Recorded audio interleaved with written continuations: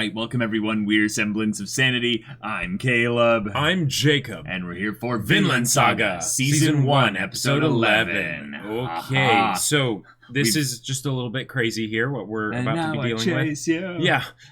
Chase you. So we've got at least like 16,000 Danes, Vikings, Jomsvikings, Nords in general, just all getting in the huge chased army. By 500 500 of Thorkell's men, right, who have Canute. And, dressed up like a turkey and just, just generally looking for probably a king's ransom. And maybe some aggressive negotiations. Probably some fun in addition to that, given that Thorkell was like kind of a bit log blocked, cock blocked, if you will, log blocked by them retreating. But hey, he got to handle the 4,000 of them that were left. That's right. With probably with his army of only 500. Yeah, I mean, he might have lost like 50, but sure. But now Askeladd, with his 100 men, is going after the 500 men that are going after the 15,000. Like, that's a bit ridiculous. It is a bit ridiculous. It's basically like a Great Dane getting chased by a pit bull that's getting chased by a chihuahua. Like, not that Askeladd's group is a chihuahua by any stretch of the imagination, but the ridiculousness of what is going down here is a bit extreme. Any archivists like monks or what have you just being like, well, in the annals of history, this will be a weird one. That there is the craziest son of a bitch I have ever seen. The funny thing is that they could all end up just in the same army together when it's all over. Remember that time when you were trying to take on 50,000 man army and then we were chasing you? Yeah. Trying to kill you guys. Good times. Yeah. The weird thing is just the fact that it's all happening because it started with probably the most ambitious of premises by King Sweyn, who decides, I'm just going to take all of England. And he almost does. Like, he basically does. Right. For all intents and purposes, he has. I mean, but they're not an occupying force. That's right, the exactly. difference. It's just come in, crush everything, and say, plunder. We won. Yeah, give us tribute, or we'll come back. I don't even know if they can establish a communication for tributes because of the island or what have you. It's probably probably more of a thing of we'll return. When we do, be ready to just lay over and just not fight. Because we'll do the same thing that we did this time. But England still stands, or Londinium still stands, and Thorfinn had a good talk with Askeladd in the previous episode about Twilight. Yes, about change in the future. And Askeladd seems to be wanting to make his mark now and to take a huge gamble. So, oh boy, a gambling man. That's going to be interesting. But the thing is, I feel like this is the end. I mean, it's the end of Askeladd's story. It's the beginning of the end, right? Whether it's going to be here or later, or what the circumstances are going to be. Yeah, or at least that's what Askeladd's sort of coming to terms with. That's probably the case. Well, I think it's more that he's got enough foresight to be able to see it coming. Right, and then just how far off is it? What will he be able to do before then? Yeah, he hasn't done that much, in my opinion, to have this be even close to the end of his story. Oh, really? Yeah. I would not be surprised if it was. Oh, okay. Like, I don't know how long this arc is going to be, but... Yeah. Oh. All right, y'all, without further ado, let's get into this. I was thinking, it kind of threw me off in the middle of that. I was like, don't lose your way really fits for Thorfinn. Yeah, it really does. But then I was... Then I was thinking about the misheard lyrics and how it could apply. No, God. Just dumb stuff like that, yeah. You're a terrible person. I am. You are a terrible person. I have thoughts that are weird, yes, that's true. Caleb, 2019, I have thoughts that are weird. Yeah. Straight into the OP. Yeah. What went wrong? What went wrong? Survival of the fittest. What went wrong? What went wrong? I've paid my dues. I've sold my soul. So tell me what is left for me when I've given up everything there. Don't need more.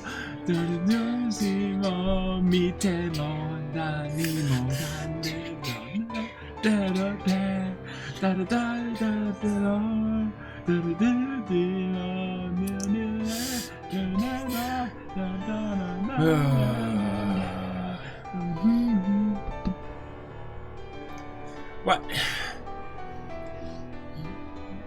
Like, this straight up, like, I feel like a kid with the Lion King and thinking about Mufasa being dead, and it's like, why? Why? Da da da da da da da da da da da.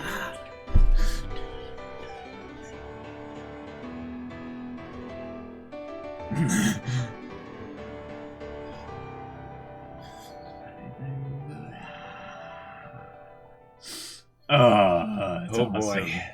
Oh so boy. Good. All right. So who are we picking up with first?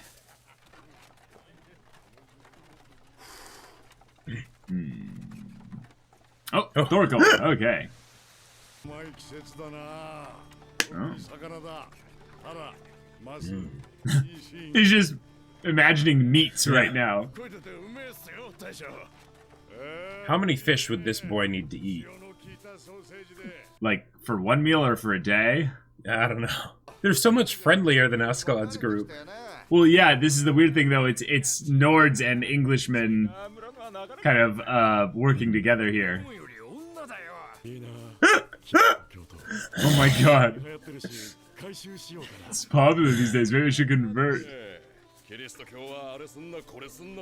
Haha!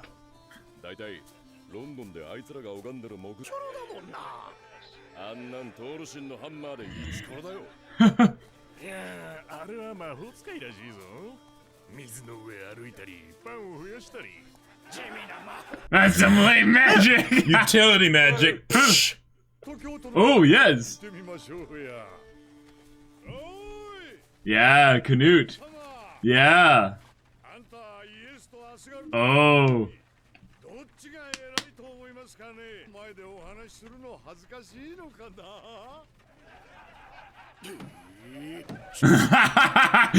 He's like, he like gets in his way, like, hey, it says you're a heretic.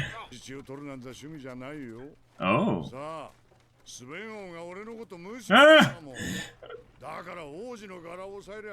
Notice me, senpai. Yeah. Please fight with me, senpai. Oh, I am hurt. He is. Yep. He is. Ah!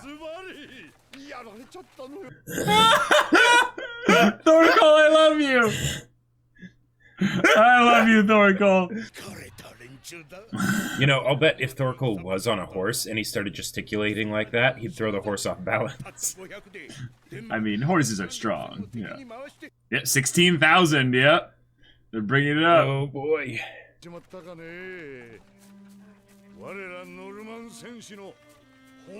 Oh.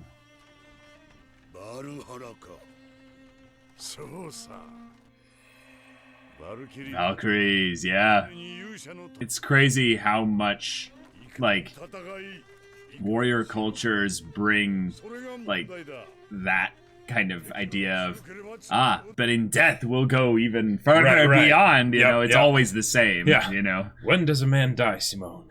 Yeah. What? Oh my god.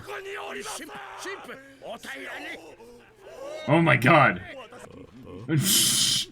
Jeez.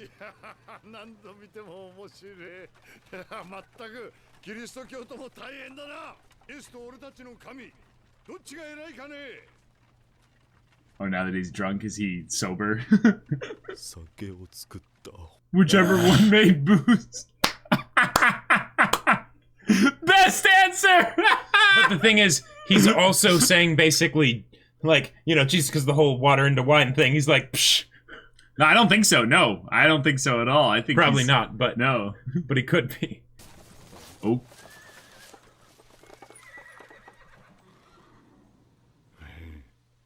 Oh. Wow, that was quick.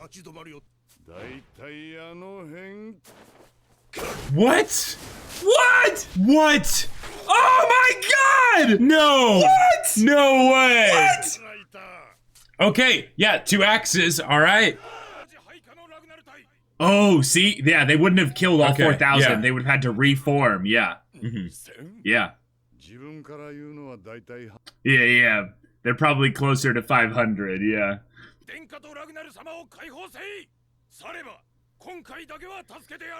Oh. Now.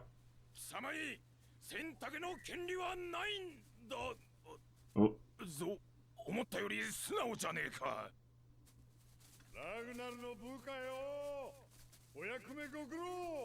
Wait. Wait.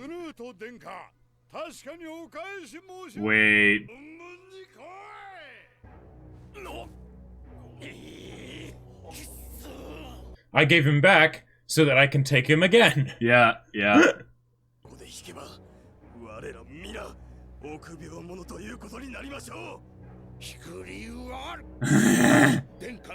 Uh-huh.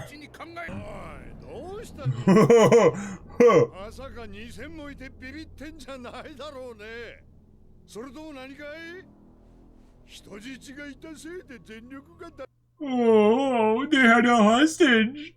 Yeah. No, I think that's the point. Canute's still a kid. Like, Canute's... Yeah, probably.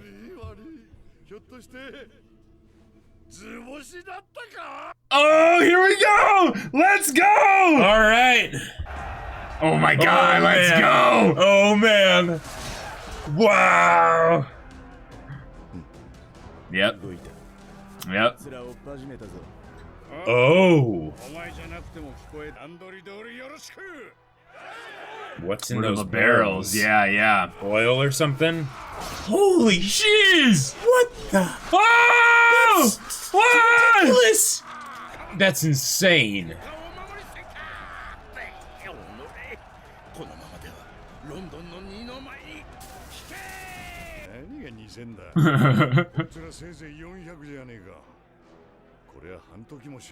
Oh my god. Wow. Oh.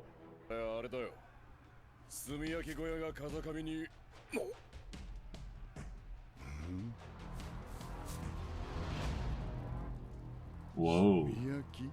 But what's the overall goal of that? Because that seems more useful against a large force than against a small force. Maybe it's to control their movements or something? Yeah, but still. Okay, it's spreading rapidly. Oh, the smoke for cover. Yeah, nice. Nice. Yeah. And they would have no way of knowing, really, that the extra 100 are from a different force. Yep. Except that, you know, this is strange. Yeah. The fight's still going. More playtime. Yeah.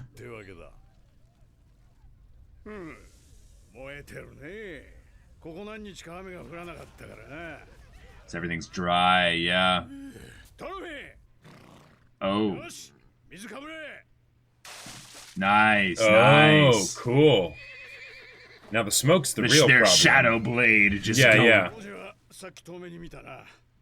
Nice. We don't even need to fight at all. Yeah. Just go nab the prince. Oh. Oh, and that, yep, it's consumed. It's venison! Yeah, no one would find out for sure. Ah.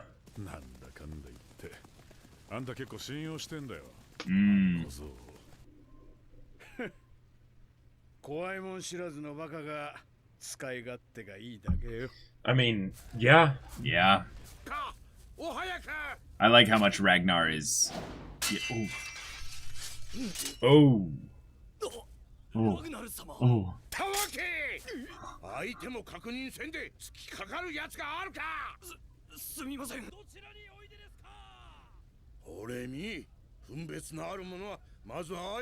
That could be the enemy. But smart men don't answer back. Yeah. Nope. Yep. Yeah. You idiot. Yeah, that was so dumb.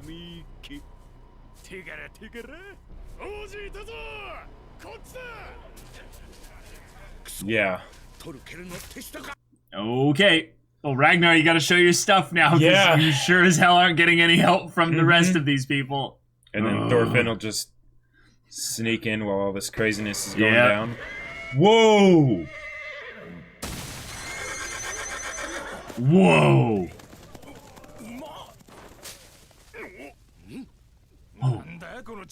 Oh. One of them's gonna be like, wait, is that the kid that fought, Thorkell on the wall? Yeah. Too slow. Yeah. Too slow. I dash as a bonus action. Oh, and he wouldn't die immediately, yeah. Oh. Nope. Oh, and he's still alive for probably a brief few seconds. But, oh man.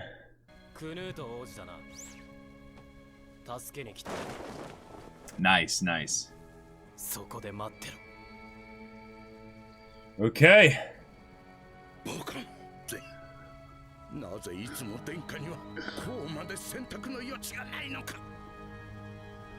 That's an interesting way of putting it. Are we gonna end the episode here?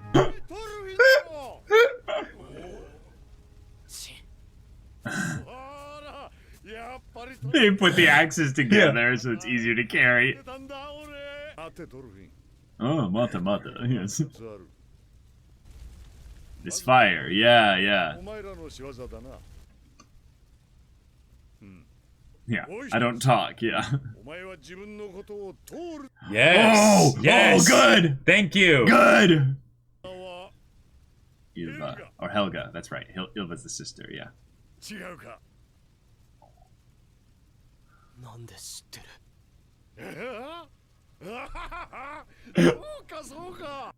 They're like, holy crap, we that heard guy? of him, yeah.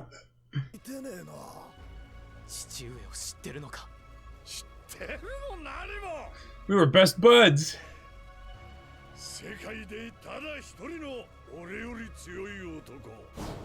Oh my god, whoa, what a badass look! Wow! Oh, wow, a natural separation from Thorkell.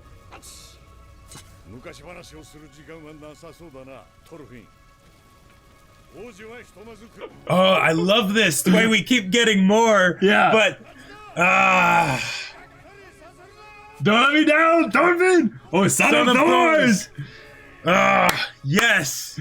That's amazing! Yes. Oh, that was so good.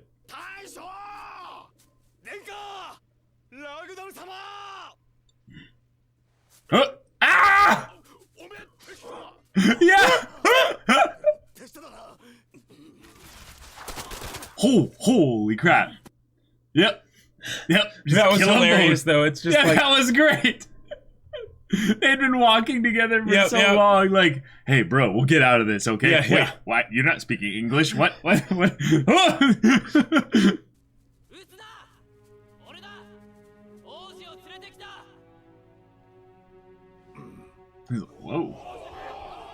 It's like crap. I'm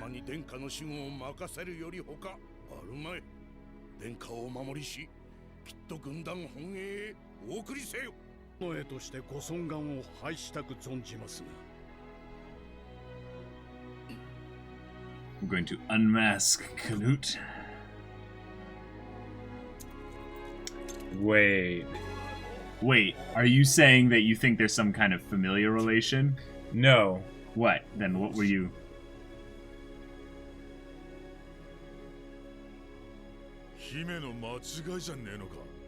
No, I think that's Canute. Yeah, that's okay. No, Okay. All right. At first, I thought that for a while that they were going to pull that. Yeah, no, this is the Princess Canute, not the prince. I mean, they could pull that. They could, but I'm pretty sure. But yeah, no, yeah. I'm like, wait, is this supposed to be a cliffhanger? Like, right? No, it's just sure. like, yeah. Like if like if we knew Canute went to L'Oreal, like, yeah. The spokesperson for that whole commercial, but if Canute at some point does a hair flip, but no, a lot of the things is just the guys in this, and just the people in general are going to be dirtier because they don't know as much about hygiene and stuff. Well, yeah, but if you're from a wealthy kind of background and you have a lot of care and effort put into maintaining your image and stuff, a lot of these guys are going to assume you look effeminate. So it's like, well, right, it's the whole thing of the Monty Python where it's like oh, that guy must be wealthy or whatever. How can you tell? He hasn't got shit all over him. Yeah, exactly. Okay. All right. Thorkell is best girl. Confirmed. Yes. Confirmed. Indeed. A maiden in love. Yep. Fallen. Smitten by King Sweyn and his thick, large army. Yes. Yeah. Let's just say that Thorkell wants King Sweyn to send all his little soldiers rushing at him. Plunge deep into his ranks, yes. Yes. Yes. Yeah. Anyways, yeah. But we got to fight this episode. We got awesome. a fight. We had a good conversation. We had the episode start off with Thorkell and his compatriots having a little bit of a discussion regarding not only just what they're going to do, but their death battle between the gods. Yes, exactly. In terms of religions, like how does this thin, gangly, little guy stand up against Thor and Odin? I love how they always casually omit Floki. They're like, we don't talk about Floki. Yeah, but I mean, they'd be like, maybe he could beat Floki, but not like Thor could Odin. smite this guy easily. Yeah. And then they're bringing up like, well, it's a new thing and it's quite popular, so maybe there's more to this that we don't know about. So I like the idea that maybe it helps with the ladies. Yeah, who knows? Like, I love that Thorkell is genuinely interested in that he doesn't know anything about this, so he's asking questions, and yet, his mockery of it might, if anything, be primarily for the fun of it. Just that it's like, this is a good way to start conversation. Well, and he is an antagonizer in general. Like he loves I to captured the prince. I did this awesome thing. I'm going to revel in it a little bit. I'm going to let my troops carry me on a wagon because you know what? I was just awesome. And I deserve it. I'm going to recline a little bit and think about, and take out a flower and be like, Sweyn loves me. He loves me not. He'll fight me. He'll fight me not. Yeah. So he's all about the build up, So he doesn't care, like what the result is. But then when we have these questions about like, what's the better god here? Like what's the better religion here? Even the priest who, holy crap, is a stark, raving lunatic alcoholic. Yeah. What the hell? That was like, like his eyes were bloodshot. He was frothing, hallucinating. Yeah. And it's like, getting him alcohol calms him down. Yeah.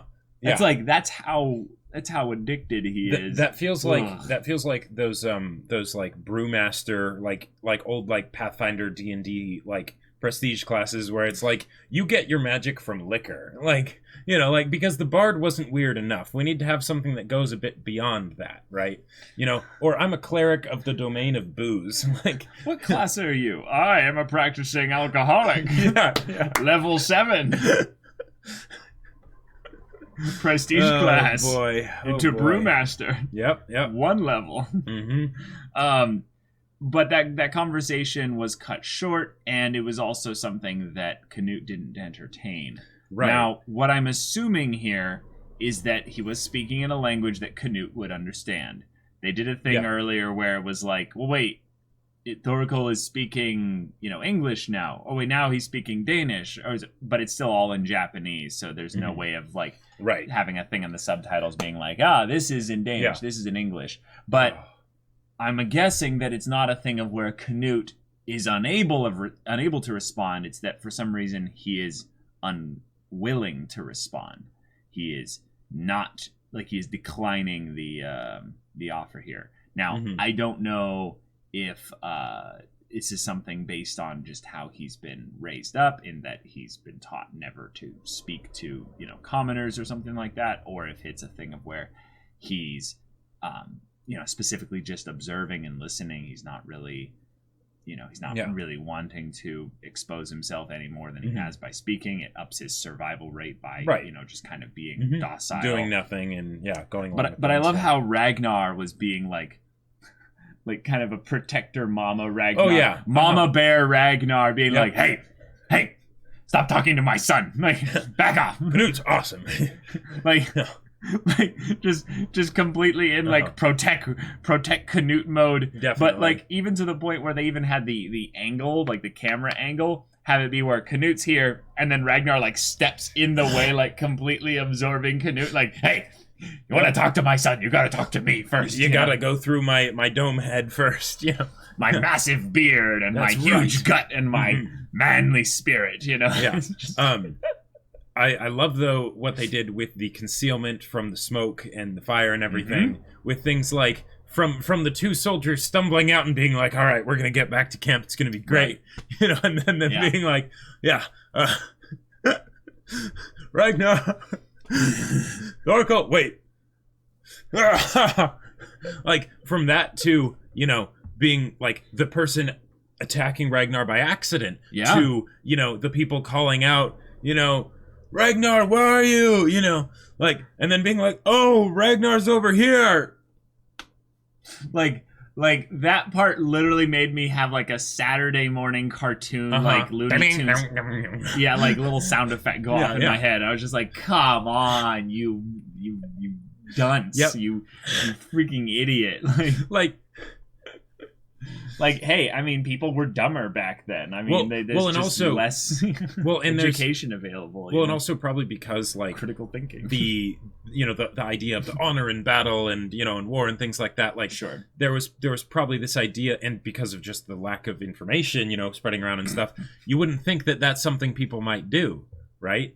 Because it's just, all right, we get into war and we go, group up and hit the other side. There's not much honor in any kind of war. Oh, sure. So, like, especially when it gets down into, like, we're in a smoky-filled environment here where there's just a bunch of guys with axes and spears and no real, like, delineation of authority down the ranks or what have you. Well, I feel like what it exemplifies is the fact that there's the people who do this because the lord of their land basically said, you're going to come fight for me, right? Versus people that, like, this is their livelihood. They'll think of things like this, whereas the person who's a farmer and is doing this on the weekends, basically, on the weekend, like might not exactly think of that as they're much. Conscripted, basically. But Thorkell having his monologuing, his dialogue. Everything about him is like, it's almost like he's a recipe for a fan favorite character that was perfectly concocted in some laboratory where they're like, hey, you know how Armstrong and like all those other like big beefy guys are awesome? What if we made one that was an absolute killer, just an absolute like just crazy strong murderer? But the thing is that he really loves challenges. And like, okay, we're still in generic land. I'm like, okay, but what if he was actually like kind of sweet? Yeah, and like a generally like fun and jovial guy. And a fun and jovial guy. Yeah. In the way he interacts with people. But when he's fighting, that's when you get to see his terrifying side come out, because he's a giant. And they're like, all right, now we're talking. There's two things that it makes me think of. One is Tolkas from the Silmarillion. Oh, sure. like the giant guy that would literally wrestle Morgoth, Sauron's master to the ground, and just be laughing while it's happening. Just and then the other one is I'm imagining Patrick Warburton like for like the dub of Thorkell. Oh my God, Patrick Warburton as Thorfinn. Hey, Thorfinn. You're the son of Thor's, the troll of... I really do appreciate how you guys give us a good opportunity to fight. Yeah. It's quite wonderful. Yeah. Like, yeah. We're gonna capture Canute, the Prince Canute, the one we're especially going to capture Canute with. Canute's bodyguard. That prince, the bodyguard for Canute, the guy who's been chosen specially to guard Canute's bodyguard. That bodyguard, that bodyguard, yeah. Oh man. Oh my god. Thorfinn cuts his fingers off. I'm okay. I'm fine. Yeah. No problems here. Yeah.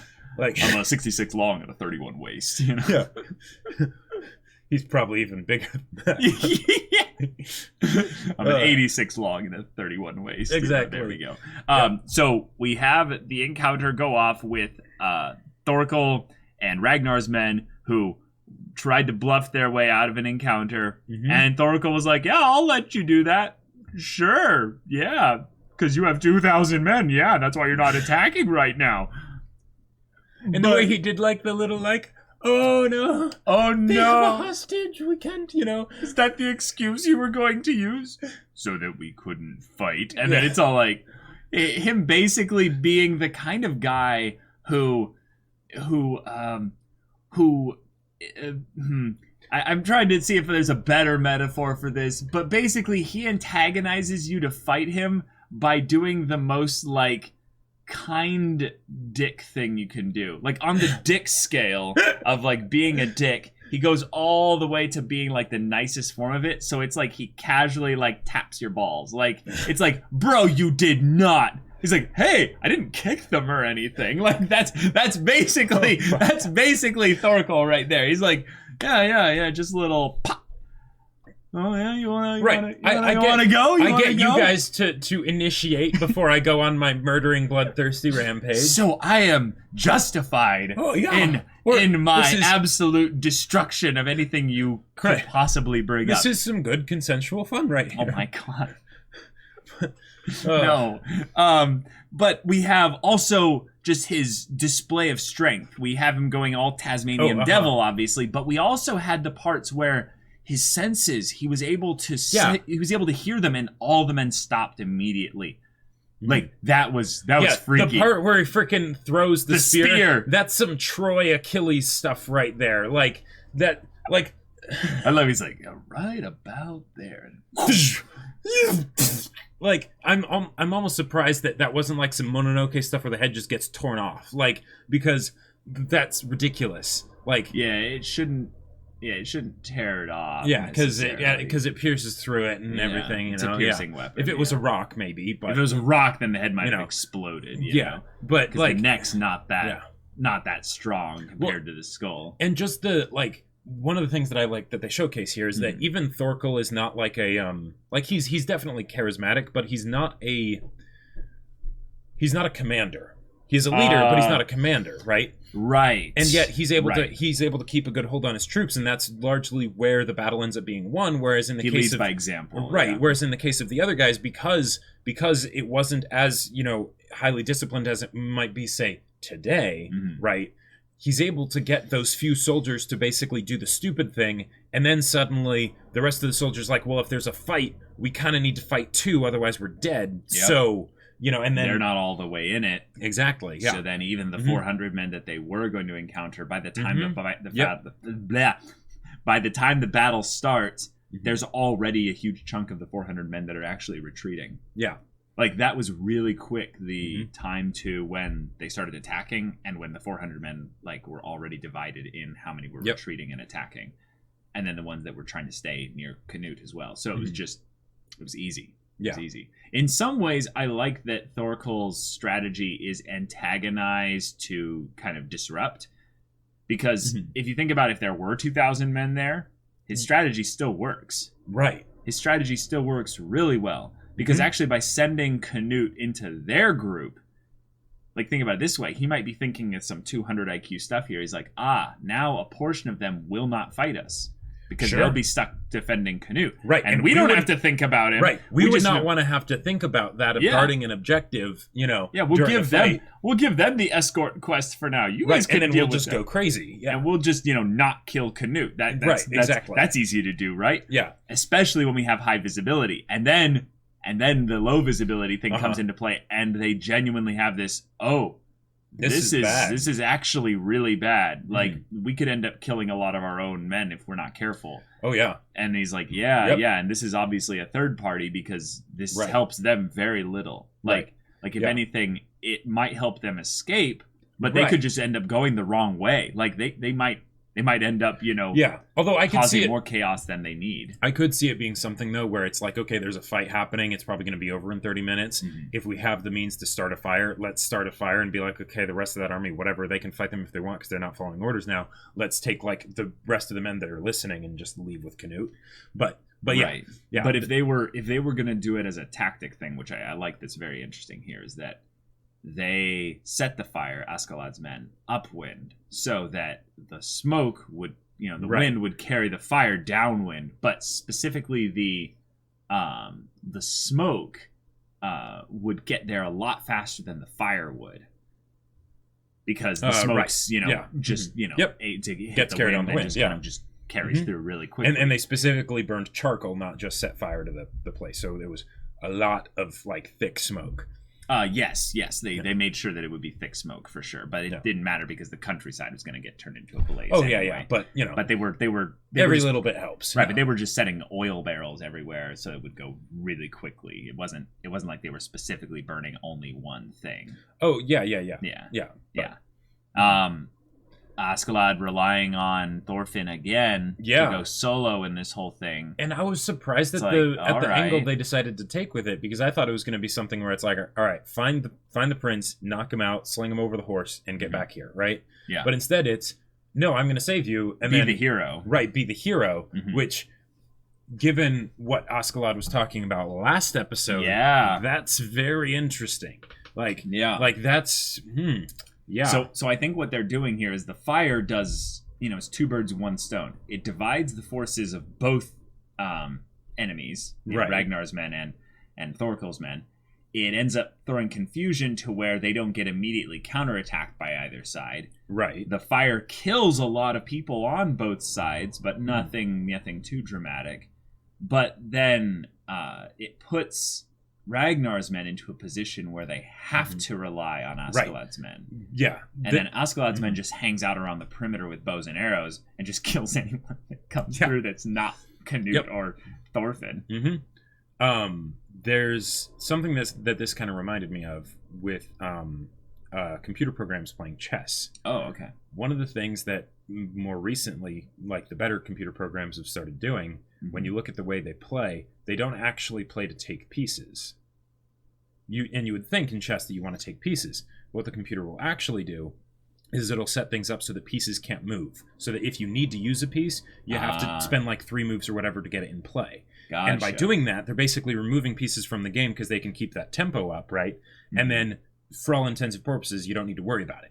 And I feel like that's what Askeladd was doing here. And so, like, some people would die from the fire, but more importantly, everyone was dispersed. So then, like in the case of Canute and Ragnar, they only had like the 10 guys right next to them, and that was it. And then suddenly Thorfinn can really shine, because if you're dealing with 1,000 men sum total, that gets a whole lot more complicated. It gets a whole lot more complicated, and for 100 men to wade into that with any kind of intention, that's just asking for trouble. So in this case, we end up getting a clever ambush, also a clever rescue, and then via a little bit of luck, Thorkell doesn't immediately decimate them all, because in some ways he doesn't feel any pressure to have this happen quickly, because they're going back to King Sweyn. They have to be, right? But what if they're not? That's something that I'm excited for, is the potential bit of where this story can keep kind of pulling us for little twists and turns with how allegiances lie, or who's going where. Big moment this episode, characters between Askeladd and Thorkell, though. Thorkell finally confirmed to Thorfinn. Did I say Askeladd? Yeah, sorry. Yeah. To Thorfinn and Thorkell. Oh yeah, that's now great. They know. Yep. Yeah. They know each other. Right. Thorkell knew Thor's. And now Thorfinn knows. Yep. And that means something. Right. And That means a lot. And the way they did it our paths are kind of going in separate directions. So yeah, you're gonna go off with the prince, and that's fine. But we'll meet again. Yep. We'll continue this conversation. It's good. It's good. Like it's one of those things where on the one hand I want to have the conversation right now, but at the same time it's like no, don't rush it. Yeah. Because the actual anticipation of the conversation is in many ways half the fun. Right. Maybe that's true of Thorkell with battles too. Oh sure. It's battle sexual at this point. Yeah, exactly. You got to have the foreplay. But it's important. Yep. It's important, guys. Oh my god. Yeah. So then with the whole conversation, it's like, hey, Thorfinn here has a real connection, to his past, to his dad, and things like that. He knows his family. Yeah. I want to see his mom. I want to see Thorfinn and Thorkell just go gallivanting, across the countryside together, like the Hound and Arya or something. Where it's like that would be so cool. Will it happen? Who knows? Maybe not. Let's get into theories, actually. I think that if you think about this story as being a really popular manga, it's been going then for a while. Yeah. So there's a very real possibility that this is just them kind of building the cast. Sure. This is just an arc that's there to showcase, how the tensions between England and, the Danes, the Normans, the Vikings, Yam's Vikings, everything gets kind of into these conflicts and stuff. But then there's going to be these connections, these relationships, these friendships, these bonds that form in the midst of these conflicts, where it might not just be on, one side of the conflict. It might cross different sides. So I could see Thorkell and Thorfinn at some point actually spending time together, legitimately being allies, not anytime soon. But I mean, why not? Yeah. Well, and if I was writing this story, I'd be like, I'm gonna find that excuse easily in the next but don't play all my cards, right at the beginning. Exactly. Because one of the things that I was a little bit worried about is that they keep, they kept putting Thorkell and Thorfinn on collision courses, right?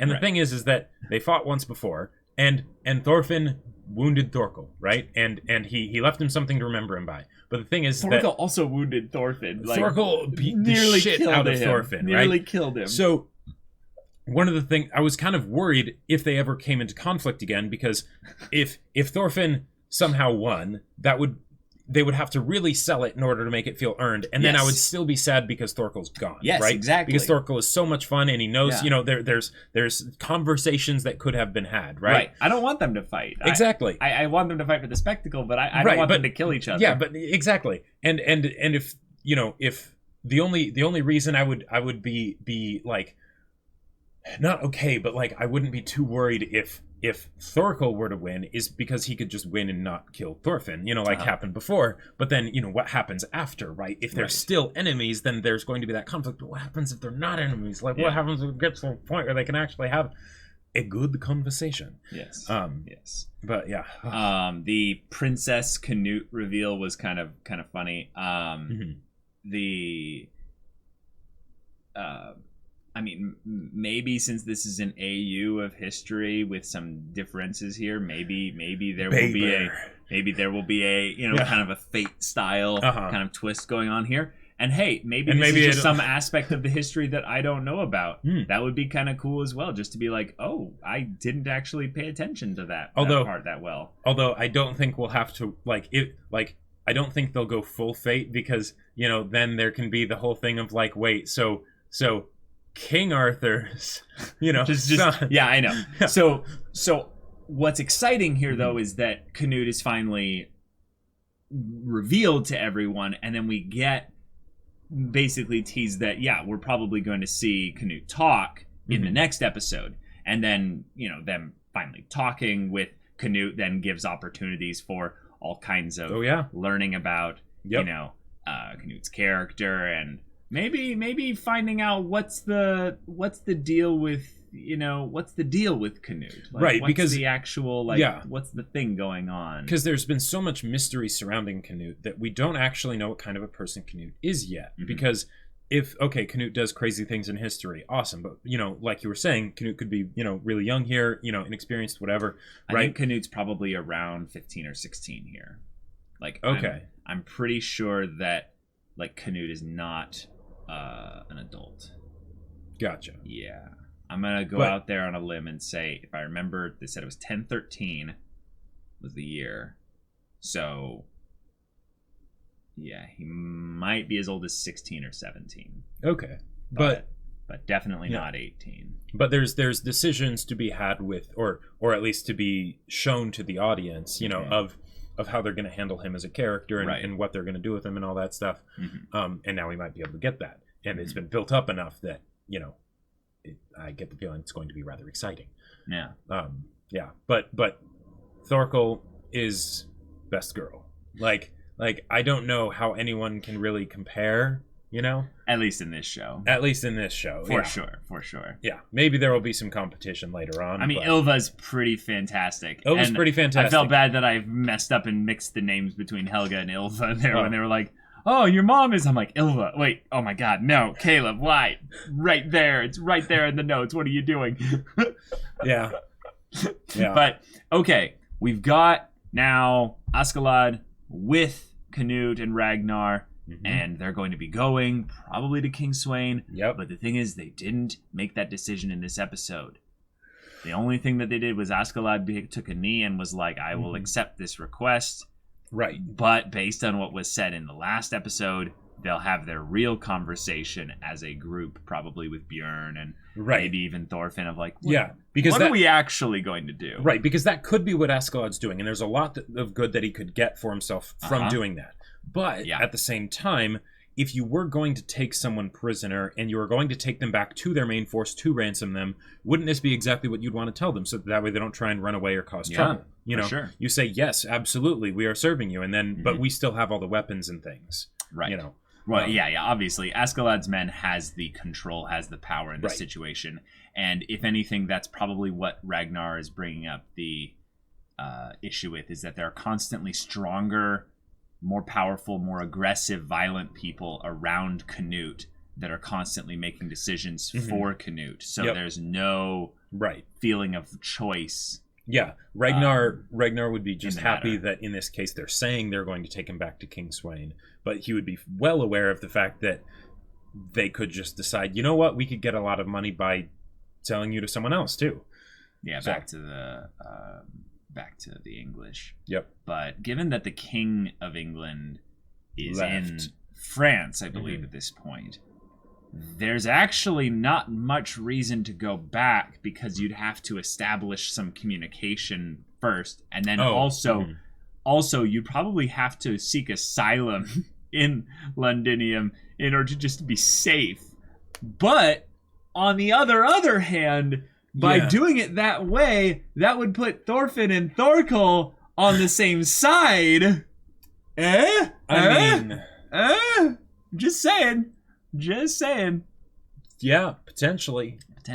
Yeah. But that's episode 11. We split the winnings 50-50. I think.